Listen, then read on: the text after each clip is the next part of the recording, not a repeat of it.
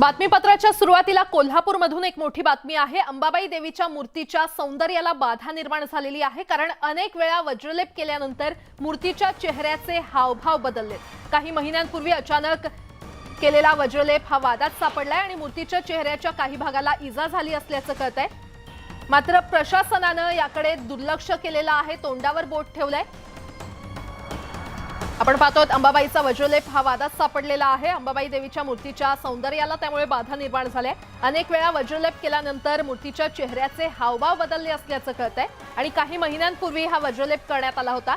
त्यामुळे आता तो वज्रलेप वादात सापडलेला आहे, कारण अंबाबाई देवीच्या मूर्तीच्या सौंदर्याला बाधा निर्माण झालेली आहे। आणि या संदर्भात अधिक माहिती देत आहेत आमचे प्रतिनिधी ज्ञानेश्वर साळोखे, आपल्यासोबत जोडले गेलेले आहेत। ज्ञानेश्वर, अंबाबाई देवीची ही मूर्ती ही अनेक वर्षाची प्राचीन मूर्ती आहे। मात्र या मूर्तीवरती अनेक वेळा आहे ते वज्रलेप करण्यात आले आहेत। मात्र हे सगळे वज्रलेप आता वादात सापडले आहेत, कारण या वज्रलेपानंतर अंबाबाई देवीच्या मूर्तीच्या सौंदर्याला आहे ते बाधा पोचलेले आहे। मूर्तीचे पूर्णपणे हावभाव आहे ते बदललेले आहे। नुकताच काही महिन्यापूर्वी रातोरात वज्रलेप झाला होता आणि त्यानंतर मूर्तीच्या नाकाचा आकार आहे ते पूर्णपणे बदललेला आहे। एकूणच मूर्तीचे अनेक ठिकाणी आहे ते ढपले सुद्धा पडलेले आहेत। याशिवाय मूर्तीचे पाय असू दे, कानाकडचा भाग असू दे किंवा दागिने असू दे, ते पूर्णपणे झिजलेले आहेत। मात्र प्रशासन या संदर्भात बोलायला काहीही तयार नाही आणि अचानकपणे वज्रलेप केला जातोय आणि त्याचा अहवाल सुद्धा आहे तो प्रसिद्धी माध्यमांना जाहीर केला जात नाही। याचं ज्ञानेश्वर, माफ करा, थोडं थांबवते। आपल्यासोबत सामाजिक कार्यकर्ते दिलीप देसाई जोडले गेलेले आहेत। दिलीपजी, न्यूज 18 लोकमत मध्ये आपलं स्वागत आहे। आपण पाहतोय अंबाबाई देवीची ही प्राचीन मूर्ती आहे, मात्र काही महिन्यांपूर्वी अचानक तिच्यावर वज्रलेप करण्यात आला होता आणि आता त्यामुळे सौंदर्यामध्ये बाधा निर्माण झालेली आहे। चेहऱ्याचे काही हावभाव बदललेले आहेत आणि प्रशासन मात्र याकडे दुर्लक्ष करतंय। आपलं काय म्हणणं आहे? भारतीय पुरातत्व संरक्षणाने 8/6/2017 रोजी श्रीकांत मिश्रा हे जे अधिकारी आहेत यांनी मूर्तीचं पूर्ण तपासणी केली होती।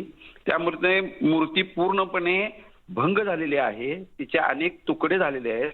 त्यामध्ये काही लोखंडी क्लिपा मारलेल्या आहेत, किंबहुना वेगवेगळ्या केमिकलनं ती मूर्ती पुन्हा काळी केली झाली आणि अनेक वेळा गोपनीयमध्ये हे जे पुजारी लोक आहेत आणि किंबहुना कोल्हापूरचे देवस्थान कमिटी आहे ही म्हणजे रातोरात अंधारात ती मूर्तीवरती जरा एखादा जरी शरीराचा भाग जरी भंग झाला तर तो जोडला जातोय, हे दुर्दैव आहे।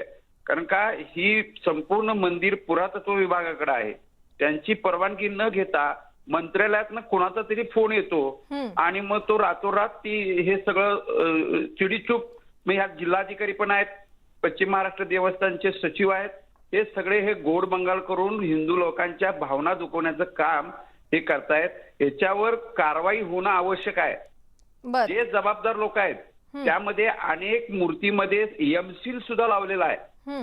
हे सगळं मी बोलतो नव्हे, हे पुरातत्व विभागाचे जे कोणी त्यातले तज्ञ आहेत त्यांनी लेखी अहवाल हा सेक्रेटरी देवस्थान समितीला दिलेला आहे। त्यामुळे त्याची सखोल चौकशी निश्चितच सखोल चौकशी होणं गरजेचं आहे। प्रशासन याकडे नेमकं कसं पाहतं हे देखील पाहणं महत्त्वाचं असणार आहे। दिलीपजी, धन्यवाद न्यूज 18 लोकमतशी संवाद साधण्यासाठी, आणि ज्ञानेश्वर, तुमचे देखील धन्यवाद या सविस्तर माहितीसाठी।